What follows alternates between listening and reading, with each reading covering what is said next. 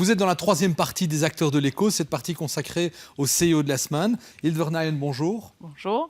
Ah, vous allez bien? Je vais très bien, merci. Parfait. Alors, vous êtes la CEO de PNV. Vous avez étudié l'économie appliquée à la KU Leuven. L'économie, le management, c'était une vocation Vocation, ce serait un grand mot. C'était C'était ce surtout qui ouvrait avoir... le plus de portes? Pas nécessairement. C'était une volonté d'avoir de l'impact, un amour pour les chiffres. Voilà. Si ça avait été une vocation, je serais peut-être allée dans le social plutôt que l'économie. Mais l'économie, ça me passionnait avec l'idée d'avoir de l'impact par ce que je faisais. Ok, après vos études, vous mélangez un peu économie et impact puisque vous rejoignez la CODEP. Alors, la CODEP, on ne s'en souvient pas, c'était une banque d'épargne à l'époque, une filiale de PNV. C'est un hasard de rentrer à la CODEP ou une volonté d'engagement, de rejoindre un groupe coopératif belge? Mais c'était le feeling des gens. Hein, voilà, Lors de l'engagement? C'était, oui, la conversation que j'ai eue à ce moment-là avec les gens de CODEP par rapport à d'autres, parce que ce n'était pas le plein emploi à l'époque. Hein, donc aussi, en tant qu'universitaire, il fallait vraiment aller chercher son job. Et j'avais sollicité un peu partout. Et vous avez une histoire, une vraie histoire. L'histoire du groupe PNV vous a séduit déjà à l'époque? Dès le début. Dès le début. Dès le début. Alors, cette caisse d'épargne, entre-temps, a fusionné avec la banque Nagelmakers, puis a été vendue au groupe Delta Lloyd. En avril 2002, vous passez chez PNV. 4 ans plus tard, vous êtes déjà la première femme à rejoindre le comité exécutif. Vous co-dirigez le groupe PNV avec son CEO Jacques Forest jusqu'en 2011. Et là, vous le remplacez déjà en 2012. Et puis, il y a une fidélité, un amour parfait par rapport à PNV. Alors qu'en général, on voit les CEO passer d'une entreprise à l'autre. Vous restez chez PNV. Pourquoi ? Mais c'est parce que je m'identifie très très fort à ce que est PNV et que mes valeurs sont totalement en ligne avec ce qu'est PNV. J'ai dit aux dirigeants chez nous il n'y a pas très longtemps, je suis amoureuse de PNV et je le pense vraiment. Voilà, ça m'a permis de grandir, de rester qui je suis et au fur et à mesure de faire évoluer. C'est des valeurs de solidarité, c'est le respect des gens, c'est l'engagement sociétal. Des choses dans lesquelles on se retrouve très fort dans le groupe PNV. Alors vous êtes CEO de PNV depuis 2010. Comment décrire la raison d'être? On a beaucoup parlé de purpose. La raison d'être de PNV, c'est quoi au XXIe siècle, dans un monde où le marché est transparent, il y a beaucoup de compagnies d'assurance? Alors, la raison d'être de PNV, c'est de la protection aux gens depuis sa création. Elle a été créée en 1907 par un mouvement ouvrier, par une solidarité avec la précarité des ouvriers à l'époque. C'était les caisses de prévoyance sociale des ouvriers, c'est ça? C'était les caisses de prévoyance sociale, effectivement. Alors cette mission, on l'a reformulée au fur et à mesure du temps, mais elle est restée. C'est aujourd'hui encore offrir de la protection au plus grand nombre en rendant l'assurance accessible et inclusive, en s'investissant dans la prévention de risques, dans la durabilité. Donc vous faites plus que de l'assurance, vous vous engagez aussi dans la prévention. Tout à fait. Et on s'engage dans la durabilité, dans tous les sens du terme, hein, pour rebondir à ce qui a été dit dans le débat. C'est le social, l'économique et l'écologique, mais pas que l'écologique, aussi le social et aussi l'économique. Et tout ça grâce à des collaborateurs impliqués. Est-ce que, par rapport à ce marché concurrentiel qu'est l'assurance, vous parvenez à pouvoir créer ces autres valeurs ajoutées tout en restant financièrement sain? Alors, ce n'est pas simple. Hein. Le marché de l'assurance est un marché très concurrentiel en Belgique, avec des acteurs qui sont beaucoup plus grands que nous, parfois. Mais je crois qu'on fait vraiment la différence par les gens, en étant impliqués avec toutes les parties prenantes à l'entreprise. Le client d'abord, qu'on essaye de bien assurer, ni trop peu, et au juste prix, ce qui est quelque chose de très important.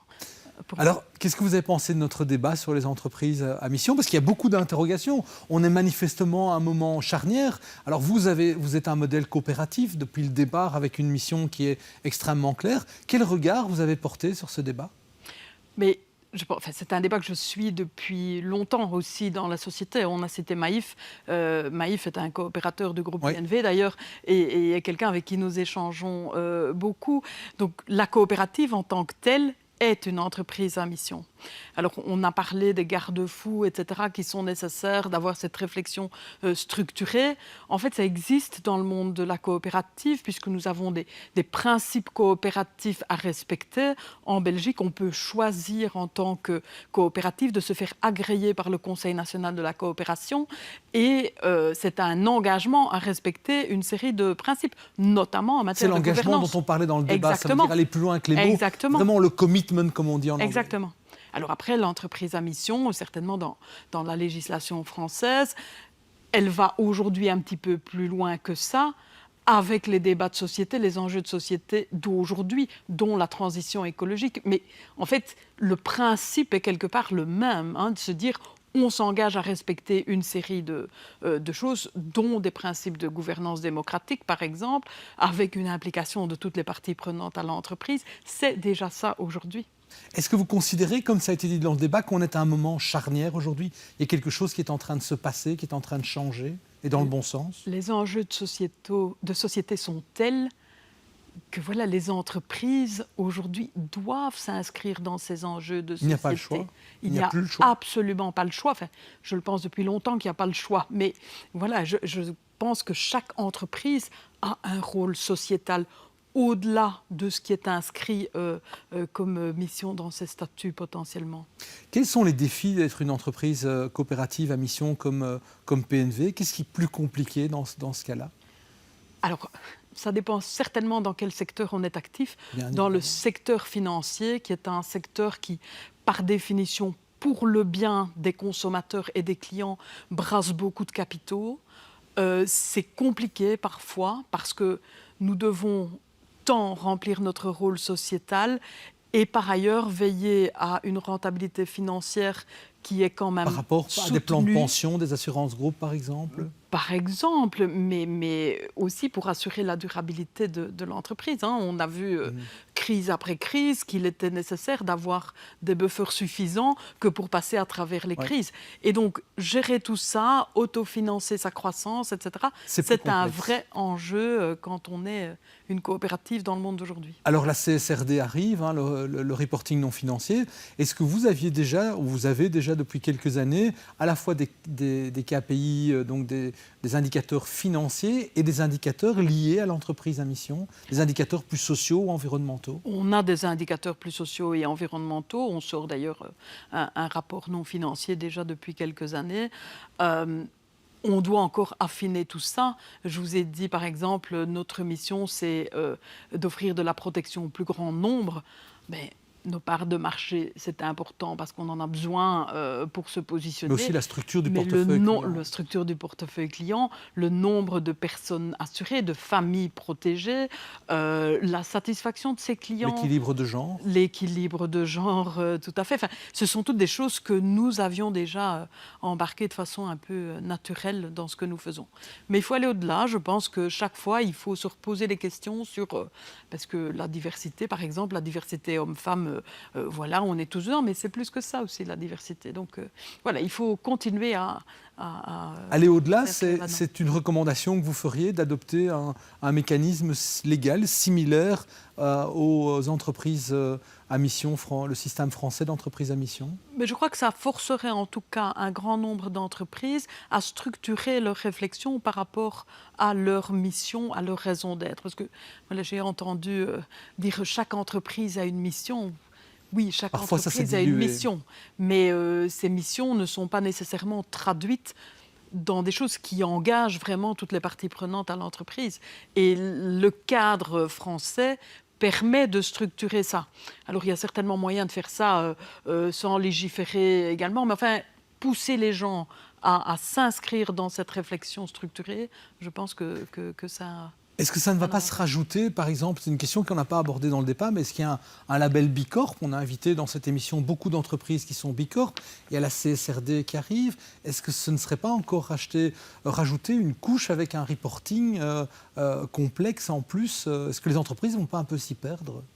Mais ça ne doit pas être complexe, parce que si on croit vraiment ce qu'on dit dans la mission, la raison d'être de l'entreprise, ça coule de source. Oui.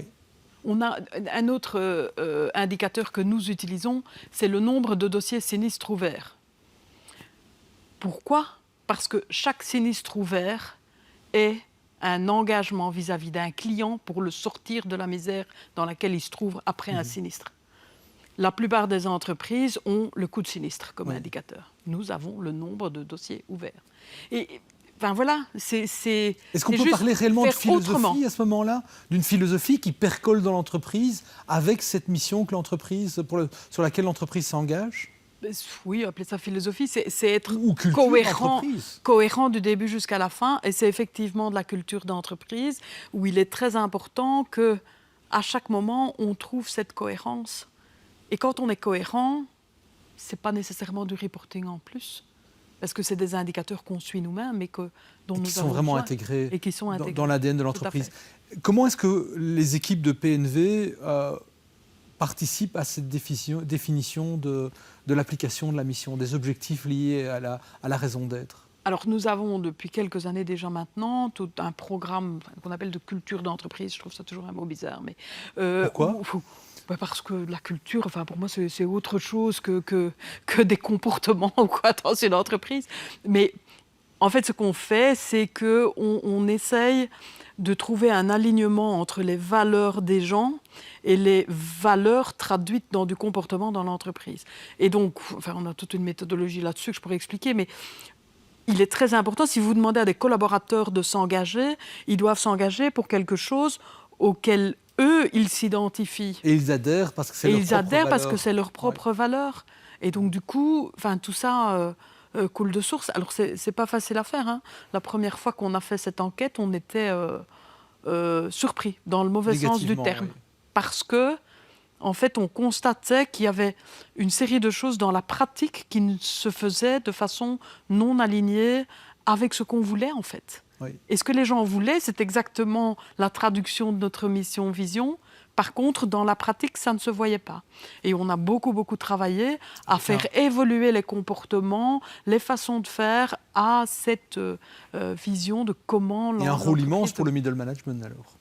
Il y a un très grand rôle pour le middle management. C'est pour ça que le plus gros investissement que nous avons fait, c'est dans du programme de leadership de l'ensemble de l'encadrement, du plus bas niveau jusqu'au plus haut niveau de l'organisation.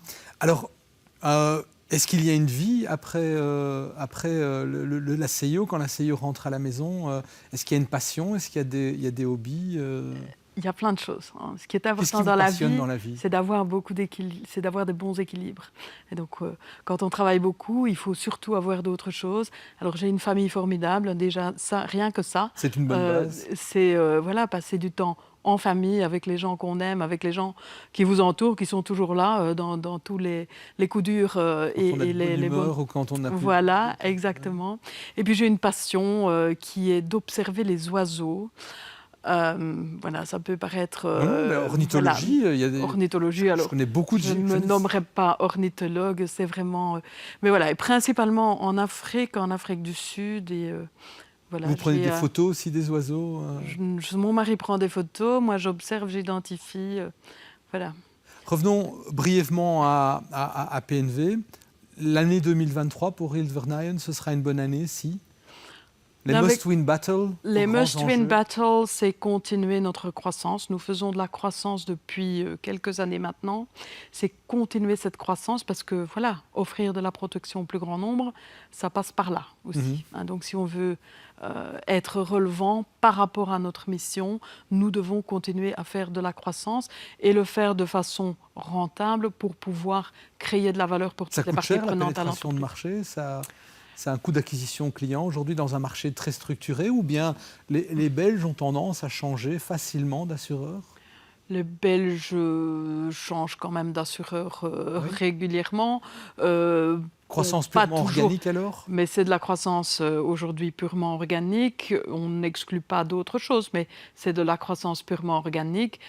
Par contre, il faut faire de la croissance en ajoutant de la valeur pour le client. Ce n'est pas tout simplement aller l'arracher à la concurrence pour qu'il reparte un an après. C'est lui offrir après des raisons de rester client en PNV. Un must-win battle avec cette croissance. D'autres enjeux pour vous sur 2003?